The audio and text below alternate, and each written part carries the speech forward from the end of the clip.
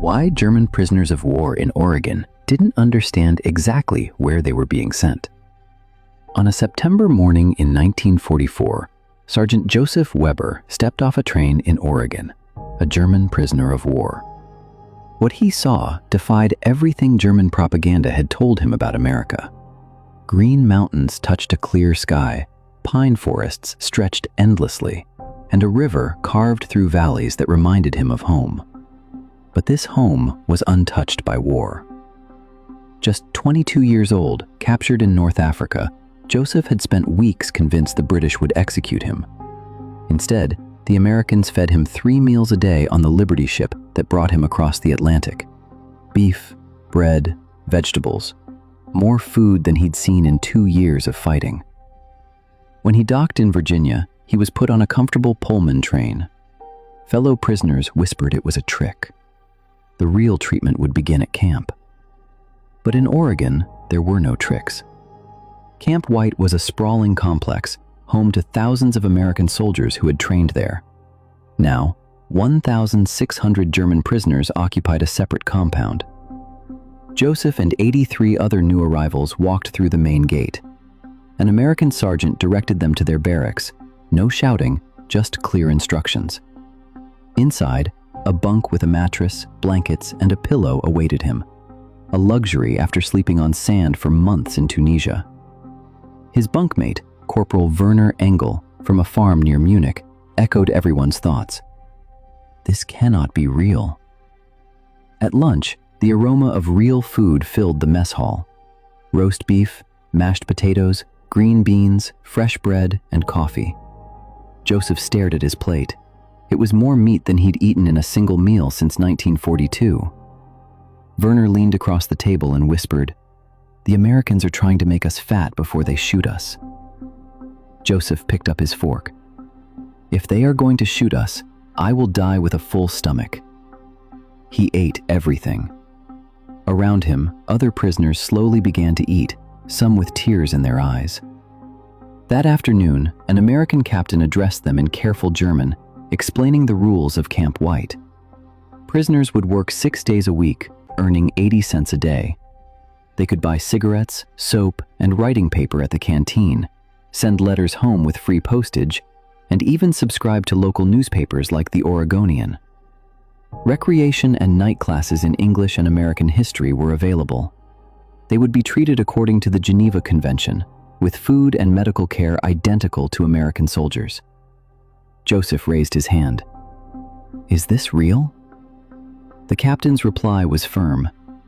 "This is Camp White. You are prisoners of war. You will be treated as the Geneva Convention requires. You will work, you will be paid, you will be fed. When the war ends, you will go home. That is real." Werner again whispered, "They are making us soft so we forget how to fight." But Joseph was still thinking about the roast beef. The next morning, Joseph and 35 other prisoners were loaded onto a truck. As it drove through the Rogue Valley, Joseph saw farms, barns, cattle grazing in green fields, houses with intact roofs and glass windows. No bomb craters, no burned buildings, no refugees. The truck stopped at a pear orchard owned by Raymond Fisher, a second-generation German-American. Fisher showed them how to pick pears carefully, explaining that a good worker could fill 36 boxes a day. Then he left them with a single guard who sat under a tree reading a newspaper. "Where are the other guards?" Joseph asked Werner.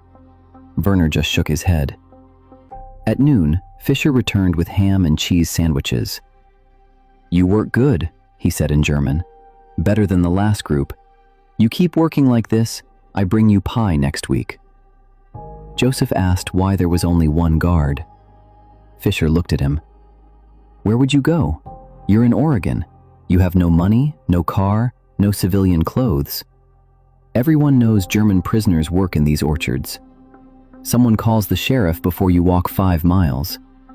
Better you pick pears, earn money, eat good food, go back to camp. War ends, you go home." Werner quietly said, "What if we do not want to go home?" Fisher studied him for a long moment. Then you come back here after the war and I give you a job. You know how to pick pears now." That day, Joseph filled 36 boxes, then continued for extra pay. That evening, Fisher sent 6 apple pies to the camp. Joseph ate his slice slowly, savoring the taste he hadn't experienced since before the war. This was not what he had expected. The routine continued. Joseph rotated through pear and apple orchards, potato and onion fields. The labor was hard, but not brutal. He attended English classes at night, learning practical phrases.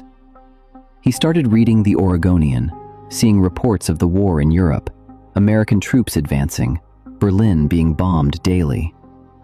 He worried for his mother in Stuttgart, still receiving no letters. In November, Fisher invited Joseph and 3 other prisoners to help build a concrete garage. Fisher worked alongside them, his wife bringing fresh bread and jam, asking about their families and lives before the war. When the garage was finished, Fisher handed Joseph an envelope. "Extra pay. You worked hard." Inside was $50. Joseph tried to refuse, but Fisher insisted. "I would pay an American worker more. You keep it." At the canteen, Joseph bought chocolate bars and a magazine about American automobiles. He saw factories producing thousands of vehicles, huge assembly lines, unlimited steel and rubber and gasoline. He remembered the German army in Tunisia running out of fuel and ammunition. He began to understand why Germany had lost. New prisoners arrived in January 1945, hardened by the Battle of the Bulge, more committed to Germany's ideology. They expected brutality, but received roast beef. Their confusion turned to anger. One man threw his dinner tray, shouting that accepting enemy food was betrayal. 3 guards removed him. The next morning, he was in the potato fields with everyone else. By February, even the new prisoners stopped complaining. Some started attending English classes. Joseph, attending classes on democracy and American government, learned about freedom of speech, multiple political parties, and citizens criticizing their leaders without fear. In Germany, such criticism meant imprisonment or death.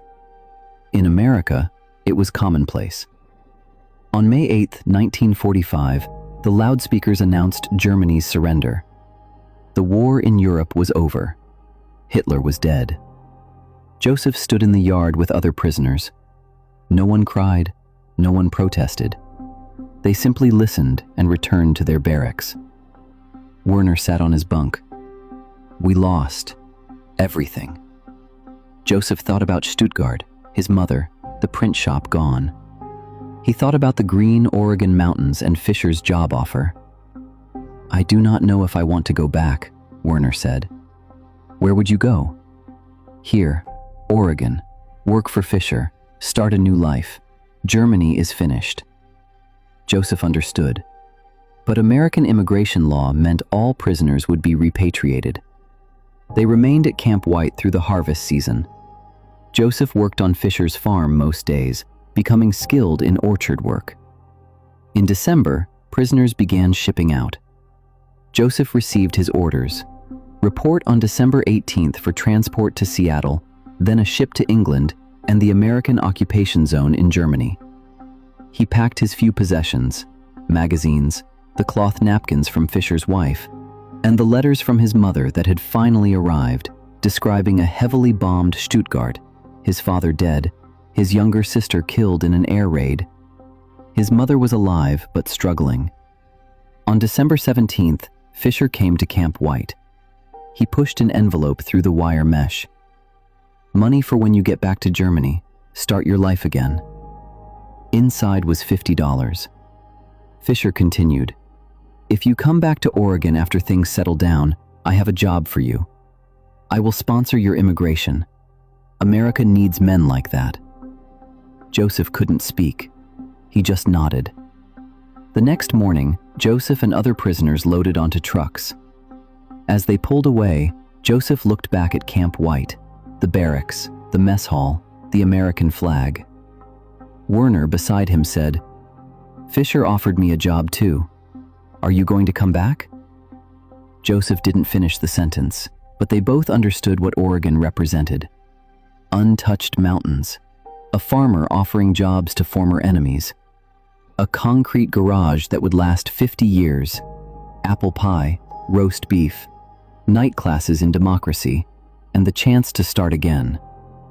Joseph returned to Stuttgart in January 1946.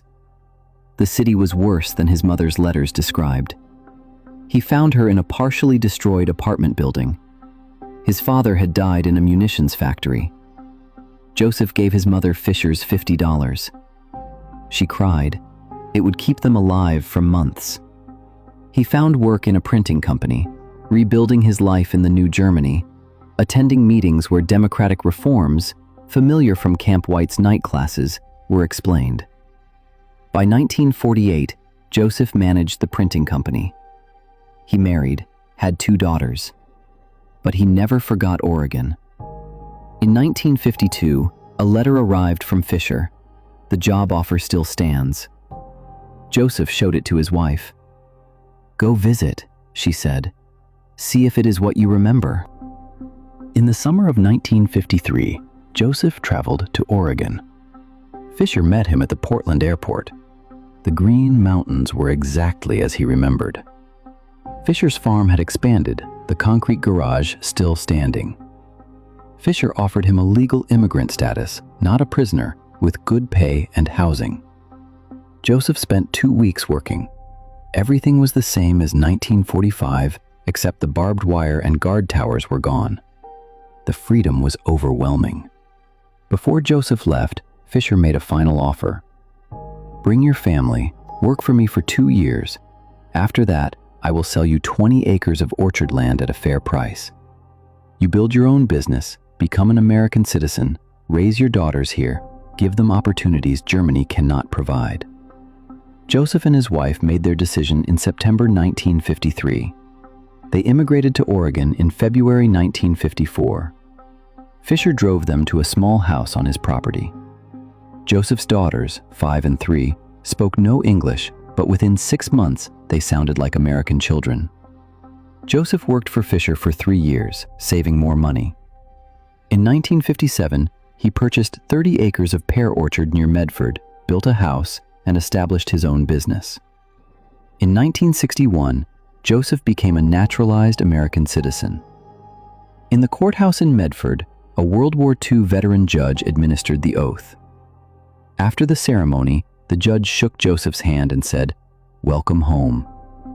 Joseph tried to explain he had been a German soldier. The judge nodded. "I know. I read your file. You were a prisoner at Camp White. You worked on farms. You came back. That makes you American." Joseph lived in Oregon until his death in 1998, never returning to Germany. His pear orchard thrived. His daughters asked him once why he chose America. He told them about expecting execution and receiving roast beef, about the Green Mountains, the farmer, the concrete garage, the apple pie, and the night classes in democracy. He told them that Americans treated German prisoners better than Germany had treated its own citizens. He told them that Oregon was not heaven, it was better than heaven. Heaven was something you reached after death. Oregon was something you could build while still alive. The pear orchard Joseph built is still operating today, managed by his grandson. The concrete garage on Fisher's farm still stands. The American flag flies over both properties. Joseph chose the Green Mountains, the opportunities, the freedom, and the life America offered a former enemy soldier who had learned what democracy meant by living under it as a prisoner. That choice made all the difference.